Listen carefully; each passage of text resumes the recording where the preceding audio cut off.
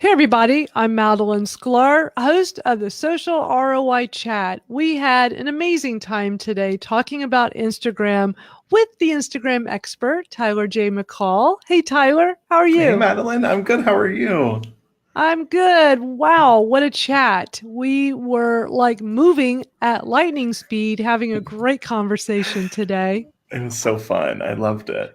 It was fun. Thank you so much for being the guest today, sharing your wisdom. I've been watching you just crushing it on Instagram. I love watching your stories and your posts, and you shared lots of really great, helpful strategies and advice today. And so, before we dive in, I would love for you to tell everybody a little bit about yourself.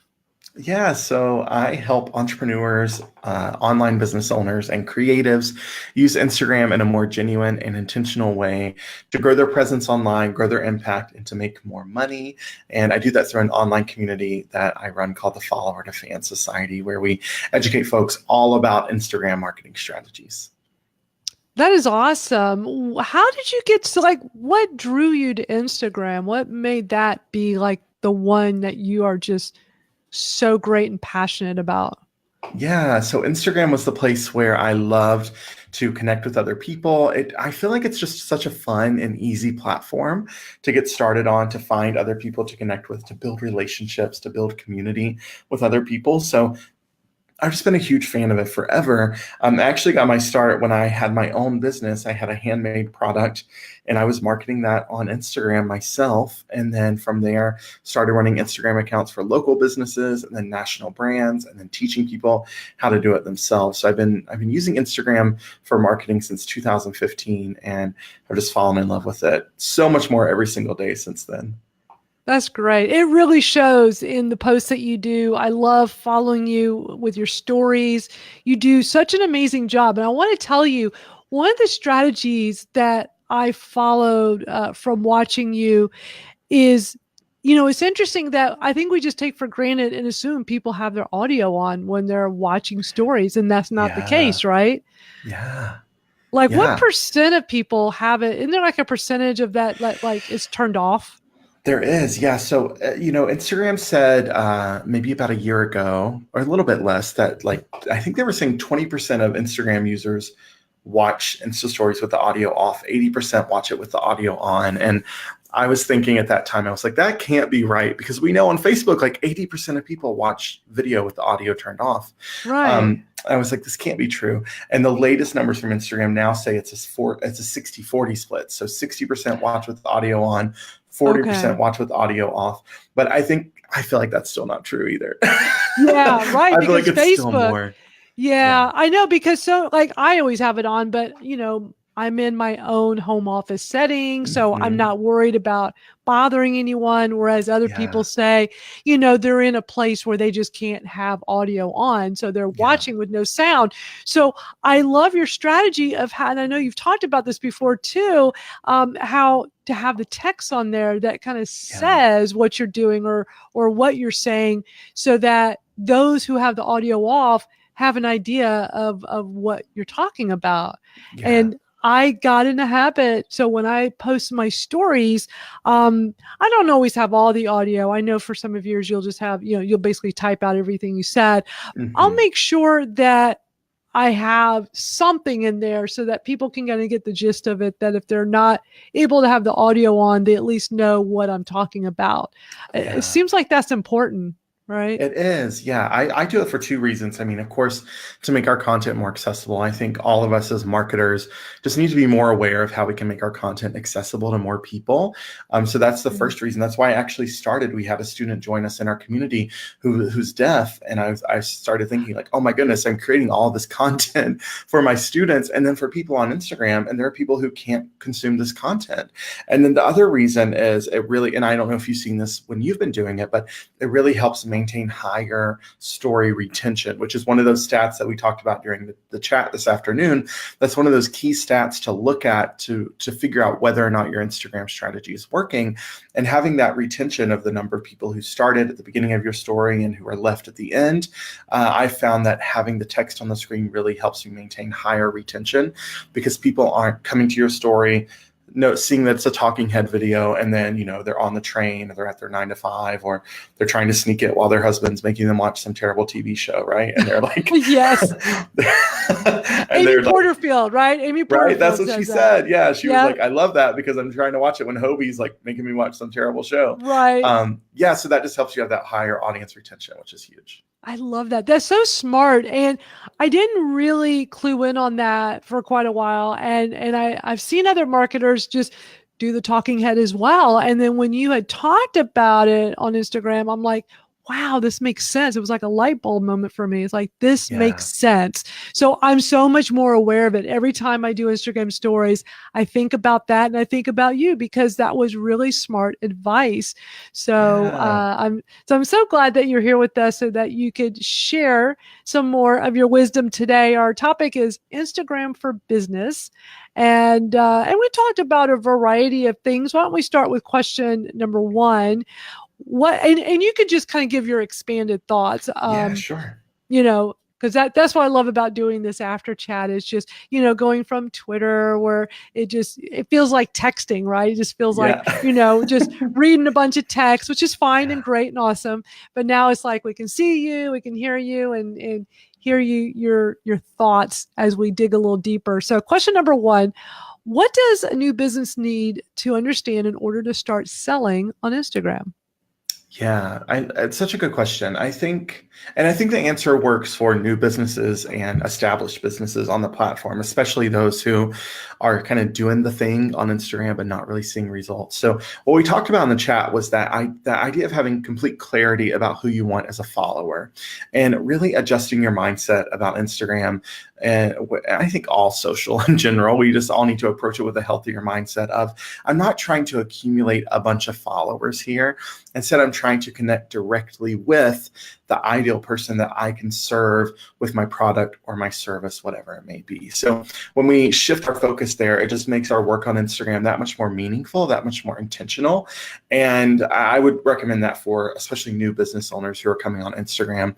You're not trying to just attract anyone and everyone. You don't want followers from anywhere. You want specific followers that can actually support your business. And a great example of this is with like a local business. For example, local businesses having followers from thousands of miles away may not be that helpful if you can only serve people in a direct local area, right? So think about those things. Like, don't think about trying to accumulate followers from across the country or across the world. You need followers who are in your neighborhood or right around the corner who are actually going to come in and purchase from you. Or if you are serving a very specific demographic with your product or service, then you just need followers who are those people or who know people like those people. So that was one of the first things we talked about. I think it's really important for business owners on Instagram to think about that and recognize that the quality of our following is really what's going to determine the success of selling on Instagram, not the quantity or the number of followers. Right. The quality is what we want. I love that. Right. And there's so many people, a lot of marketers that are trying to get to that 10,000 mark because they want that ability to swipe up. And I've seen you talk about this in podcasts and other things where you say, you refer to it as laziness. Can you kind of explain that to people? Because I thought that was really smart. I don't remember where it was. I saw you mention that, but it was brilliant.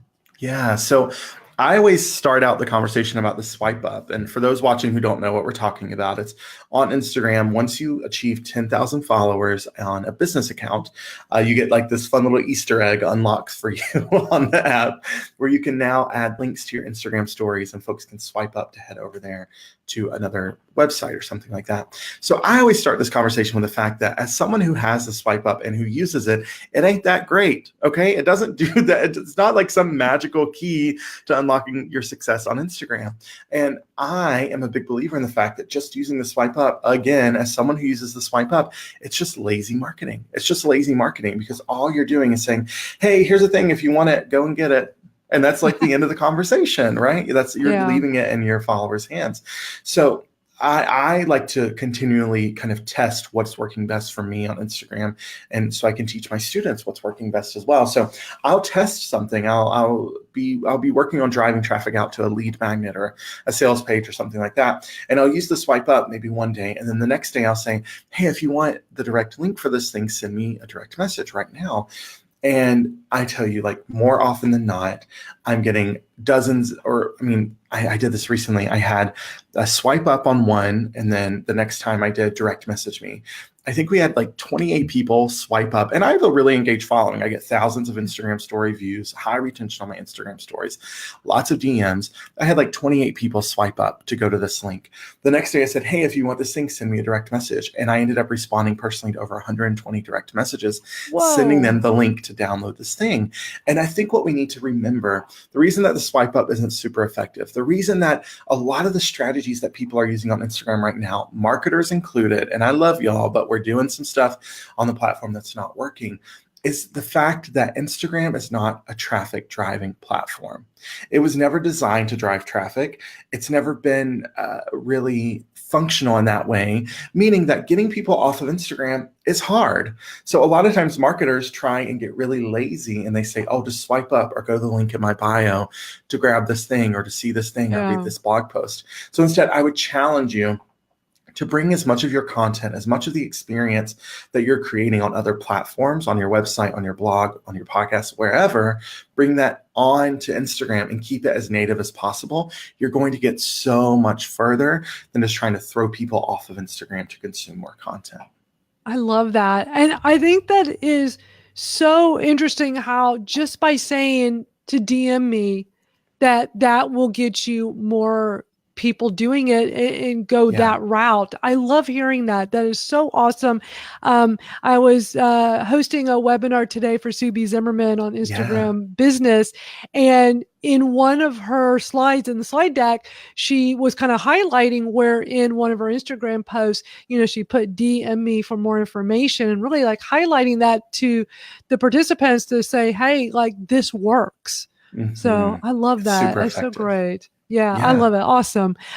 Okay, question number 3 is talking about the algorithm, and I definitely want to hear Yeah. your thoughts on this. So the question is the algorithm preventing entrepreneurs from reaching, or we say marketers from reaching their audience, or is it just a myth? Yeah, such a good question. So the first thing that I kind of dug into in the chat today is the fact that I think a lot of people are conflating two different things here. So my background, I studied psychology in college. I love like statistical psychology and understanding how things are related to one another. So I always pull this into what I'm doing now. So there's this whole idea in statistics where we say correlation does not equal causation, right? So just because something's happening doesn't mean that something's causing it.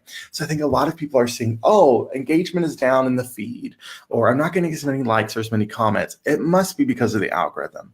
And what I'm seeing from my perspective, what my students are seeing, what other marketers who I talk to are seeing is not that the algorithm is out to get you, to keep you from getting engagement. It's that the way that people are using Instagram is different today than it was a year ago or 6 months ago. So what that means is that people are now creating and consuming more Instagram stories than any other type of content on the platform. Instagram Right. stories are now the most popular feature of Instagram, right? So with that in mind, that means that people aren't just mindlessly scrolling through the feed anymore. So they're not just mindlessly engaging by liking or commenting on your content anymore. So the algorithm is not out to get you. The algorithm is actually your best friend as a marketer and a content creator, because your content lasts longer than ever before. And where a Facebook, or excuse me, where an Instagram post used to last maybe a couple of hours, it can now last days or maybe even like a week or more, because it's being shown to more and more people. I think so. That's the big thing. It's not the algorithm. It's just changing user habits. So what that means as marketers is we need to change with the times, right? Like we need to stay up with what's happening, and we Right. need to be on Instagram stories, because that's where most Instagram users are now. Yes. Yeah, I so agree with you 100%. I was one of those Instagram users where it's just doing it when I can make time and not being consistent. I know that's not the best way to do it. I focus a lot of my time on Twitter, of course. Yeah. So I have gotten in the habit for months now to do Instagram stories every day and to make, it's a habit and it takes time to get that habit. But I'm Yeah. seeing the power of stories. And so I want to end this with my own question for you is, really for those who have not really ventured into stories, because we know that's where it's happening right now.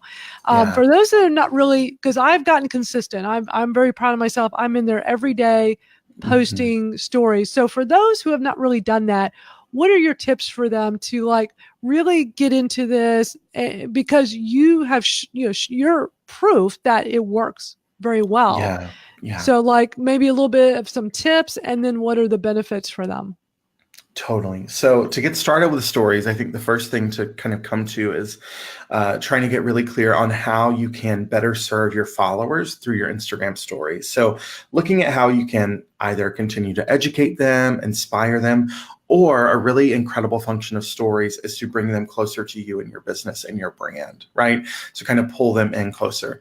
The incredible benefit of stories that you need to think about is that stories help accelerate the know, like, trust factor on Instagram. It just makes it so much more, it makes it so much easier for your follower to better understand you, your business, your point of view, your values, your interest, all of those things so much more quickly, so you can build that relationship that's a lot more rooted in trust and this kind of common ground with your followers. And you can do that by sharing things that are relatable and interesting to your community on Instagram. So I would start with, what are those few things that I want to talk about? Maybe it's a business topic that I want to discuss consistently. Maybe it's a lifestyle component that I want to weave in there. Maybe it's something that's interesting to me, that's also interesting to my followers. So a great example for me is Target. I love Target. Most of my followers love Target. I talk about Target. It works really well, right? So what are those things for you that you can weave into your stories to connect better with your followers? And then just start there. And then the next thing is to outline your stories, or actually what I teach my students is a sticky note method for planning out our stories so they have clear beginnings, middles, and ends. And now you're not going to have to do this forever, but just as you get started, as you start building this muscle, I want you to do it with that really intentional approach of every story that I create has a beginning, a middle, and an end, because we don't want to leave our followers hanging at the end, and we don't want them to be Yeah. confused when they start our Instagram story. So those would be my 2 tips to get started, and then just do it consistently. And last thing I'll say about stories is they're only around for 24 hours. So it's not there forever. And if you really hate it, you can just delete it. Okay. You don't have to leave it up, but at least get started with trying to create that kind of content, and it can make all the difference for you on Instagram. I love that. Great tips. And I love that beginning, middle, and end, because that was something else I learned. I've learned so much from listening to you on podcasts and just watching you do Instagram stories. And that was another thing that I was really lacking. I wasn't thinking about a beginning, middle, and an end. And there's nothing worse than watching someone's Instagram stories and they leave you hanging at the end. It's like, Exactly. okay, show us this fancy meal you talked all about for five Exactly. stories that you've posted. Is like, okay, show it to Yeah. us, don't leave us hanging, like just little things like that. It's like, Exactly. wow, like, yeah, I love that. That's you have such great advice. I love it. Thank you. So this has been awesome. I'm really excited that you're going to be speaking at Social Media Marketing World next year. Yeah, me So too. for those that are watching, if you're going to be going or you're thinking about going, just know that Tyler's going to be there. So I'm really looking forward to that. I really can't wait to see you speak there. Before we go, what are the best ways for people to reach out to you? I'm sure Yeah. Instagram, right? Instagram's the place to find me, at Tyler J. McCall. So I'd love to connect with you there. You can find me also here on Facebook at Tyler J. McCall as well. And tylerjmccall.com is our website with blogs, some free resources, free masterclasses, all that good stuff. So definitely check that out as well. Awesome. I'll be sure to post the links up in here so everybody can check that out. Thank you so much, Tyler. It has been such a pleasure having you on the chat and the after chat today. So thanks. Yeah. Thanks for having me. All right. Bye, everybody. We'll be back next week with another great chat. So until then, I'll just keep seeing you out on Twitter, and maybe you'll come see me on my Instagram. Who knows? Sounds good. Bye, everybody.